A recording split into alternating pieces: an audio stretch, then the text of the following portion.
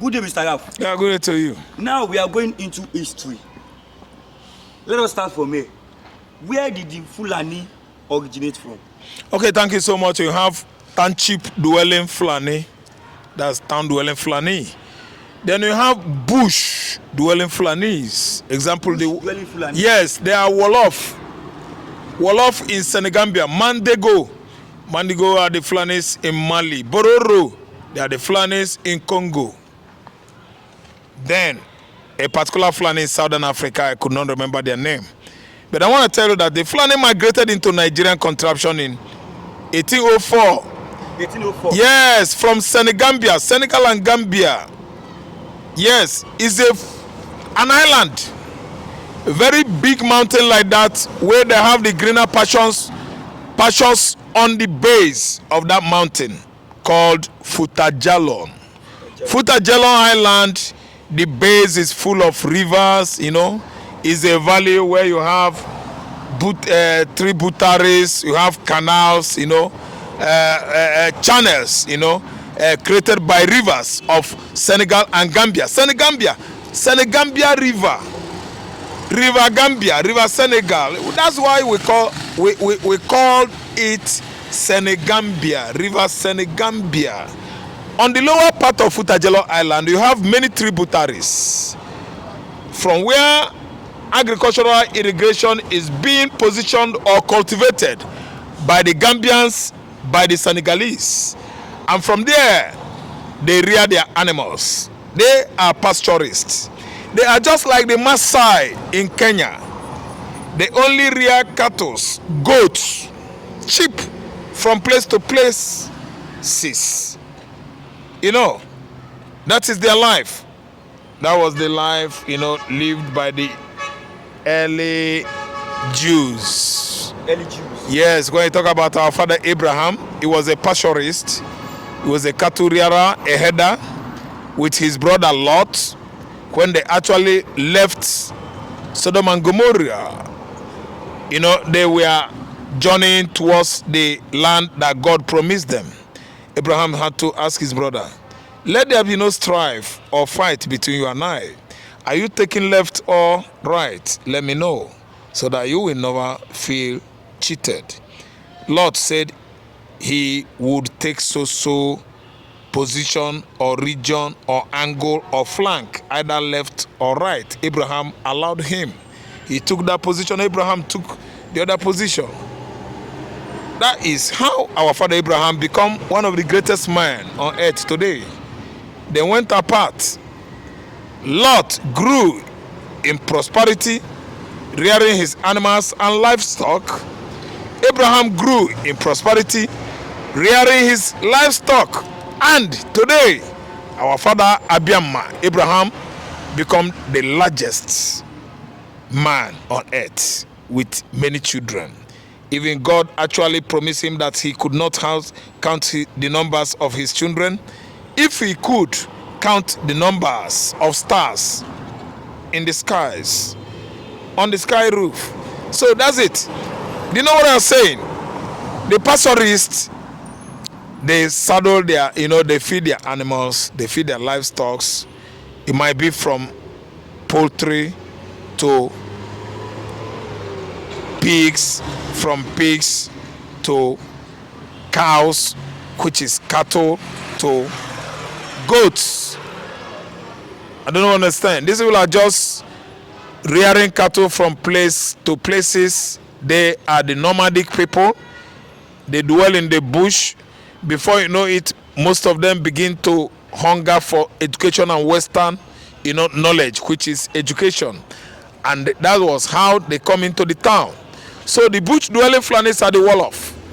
You have many of them in Senegambia there, and they came, wandering all over West African region. In 1804, they came to Nigeria, settled with their Arabic religion and ideology, Islam. They settled in the northern region of Nigeria using women as baits and object of, deception to betray or buy into the system of their Hausa hosts. And the Hausas, because they have long throat for beautiful women with pointed nose, they began to act otherwise. What do I mean here? The Hausa men begin to look at beautiful Fulani women. They begin to, approach them for marriage and sexual relationships. That was how the Hausas fell before the Fulani Islamization and, dynasty on the region of West Africa. How are these Fulani able to dominate over Igbo, Yoruba, and Hausa? That was Hausa after conquering the Hausas in the northern Nigeria using Islam and the beautiful women. The Hausas fell in the 18th century, beginning of 19th centuries. The Hausas actually had fallen before the Fulanis. Fulani oligarchy took control of the whole northern region, not able to conquer northeastern Nigeria, occupied by the Kanuris, who actually migrated from Sudan, Yemen, and Saudi Arabia.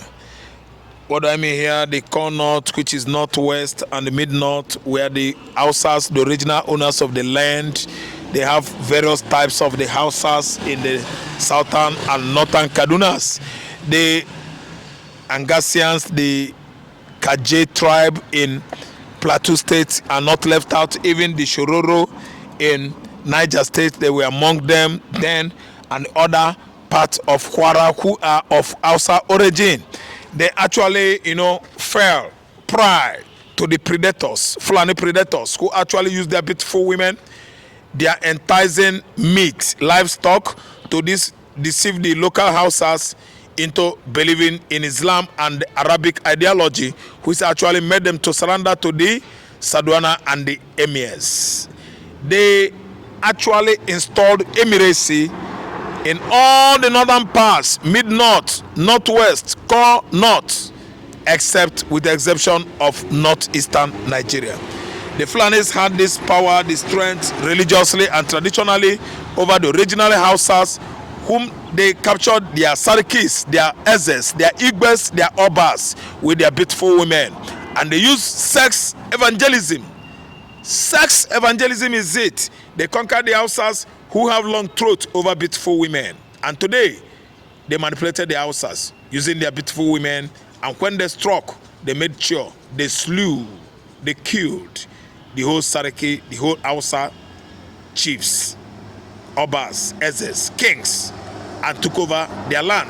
And today you can see modern Nigeria, whereby the whole northern Nigeria is inhabited by most popular politicians who are doing well on playing political games, deceiving the locals, maybe by money or Arabic, incentives, as they actually indicated that they are from Saudi Arabia, that their religion supersedes that of the original Hausas.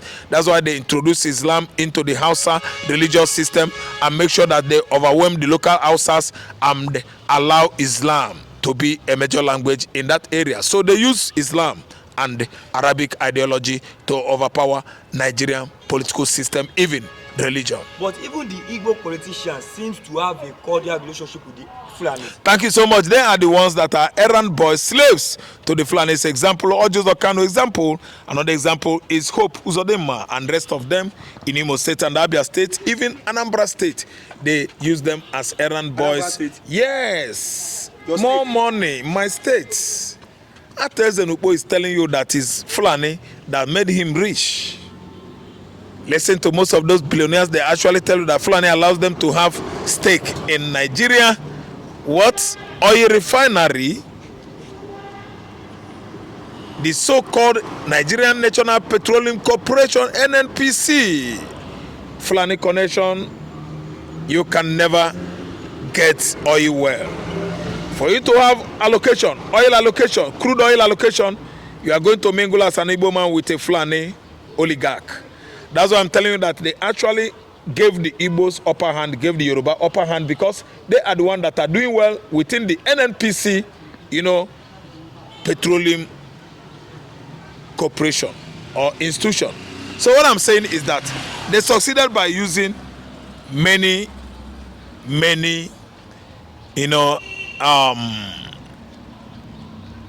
state agents.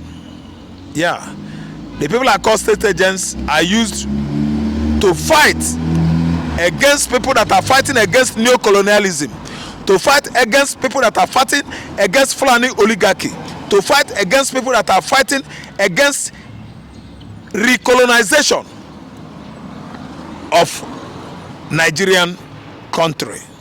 Today the Fulanis are having upper hand because they are the erudite politicians you have in Nigeria. The cash, the game play. They are the game players. The game play is on their hands, and they know how to politically play it well. That's why they have control over everybody in Nigeria. But the only people that are standing so different, so distinctive, are the Igbos. Yeah, the Jewish connection of the Igbos. They are originally the Jacobites. The Jacobites are people that descended from Jacob or Israel. They are from Middle East Europe after the death of Jesus Christ. Eri, the father of all Igbos, actually absconded with his kinsmen in Egypt. Yeah, streamlining down to southern River Nile, from where they moved again down to Ethiopia, Central African Republic, Equatorial Guinea, Gabon and Cameroon. From there they busted into lower parts of River Niger. Though the whole Bakassi Peninsula, the Igbos are there. The whole Congo DR, the Igbos are there. Gabon, the Igbos are there. Because that was the route from where they migrated into the lower part of Niger. Pacification of a lower tribe, pacification of a little tribe then, but now the biggest tribe in Africa on the lower part of Niger. We are the Igbos. That's where we come from, and the Fulani Janjaweeds could never have upper hand over us because we are like Iroko tree.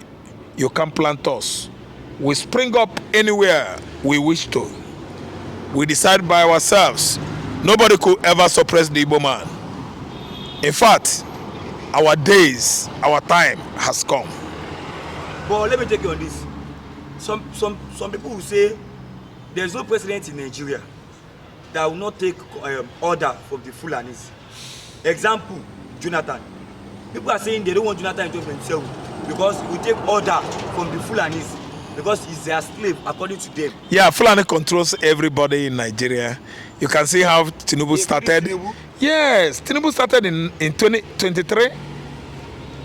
Totally intimidated. Reduced to zero by the Fulani Janjaweeds. And he began to play along with them until when it mattered most. I mean, the ending of 2024, Tinubu woke up to the reality and began to be himself. Tinubu is himself today. I see him fighting the Fulani Janjaweeds. Does not mean I'm trying to say that Tinubu is doing the good thing. I see Tinubu smiling and jumping and celebrating. Other Nigerians, southeastern Nigeria, southwestern Nigeria, his Yoruba brothers, they are all dying in hunger. The Igbos are dying in hunger, even the mid-belt. I'm not trying to say that Tinubu is doing the needful, but all I know is that he's living up to expectations to tell the Fulani Janjaweeds that enough is enough. And you can see that he's taking decision on his own now. Tinubu is doing the needful. He decides what he wants. Listen and listen good. The Fulani Janjaweeds are the one that invited all the Sahel terrorists into Nigerian contraption to begin to advance into Niger Delta region to seize our oil-rich regions. They want to draw their sword into Atlantic Ocean, orchestrating all manners of terrorist act in the southern Nigeria. And with the latest orientation that Tinubu has gotten right now, the Fulanis, they are diminishing on alarming rates. I mean on their political upheaval and the superiority in Nigeria. They are going down. Tinubu is having upper hands ahead them. Why? It is the turn of the South. The South has barely completed 4 years. The Fulanis Janjaweeds are jumping up, especially Atiku and the rest of the RFIs. They are jumping up and started, shouting and talking that it is their turn, it is their turn. It isn't their turn. It is still the turn of southern Nigeria. They can never control Tinubu. They are not in control presently. The Fulani Janjaweeds, they are receiving the messages that they deserve. We are not, deterring. We are not refraining. We are not retracting. We are not reducing our mind, what we know about Fulani's invasion of Nigeria, how they actually conquered everywhere, and they are still fighting hard to colonize the whole country. They have failed. Colonize the whole country. I'm telling you, Tinubu is not retractive. If Tinubu does, you see them colonizing it. Fulani, if Tinubu does, Fulani is going to invade southwestern Nigeria under hours. The Igbos are there standing gidigba with men on ground. The indigenous people of Biafra, every Igbo man is ready to fight Fulani Janjaweeds.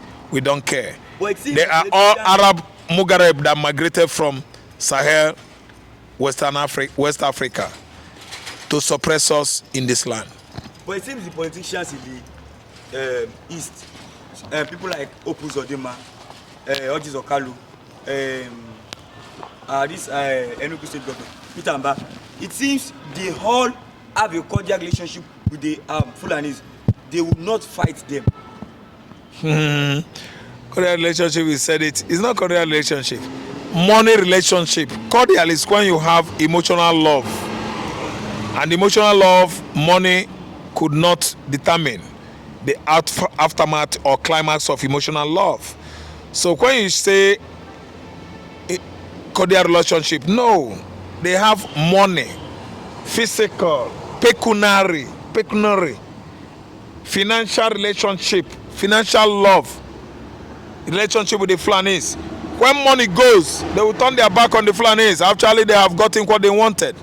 Then the Fulanis that actually want to stay in Igbo land and claim it, their graves will be scattered all over southeastern Nigeria. Nothing like cordial relationship or love between the governors and the Fulani Janjaweeds. The governors are just doing all this thing because of political, physical, and financial interest, gains. When there's no money, you find out that you wouldn't have used the word cordial relationship.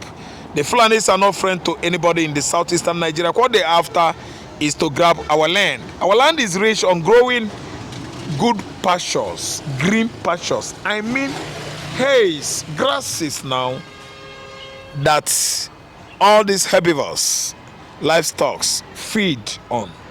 That's why you see them coming closer, going closer to Hope Uzodinma, going closer to Peter Mba, Charles Soludo, and Francis Nwafulefu of Ebonyi State.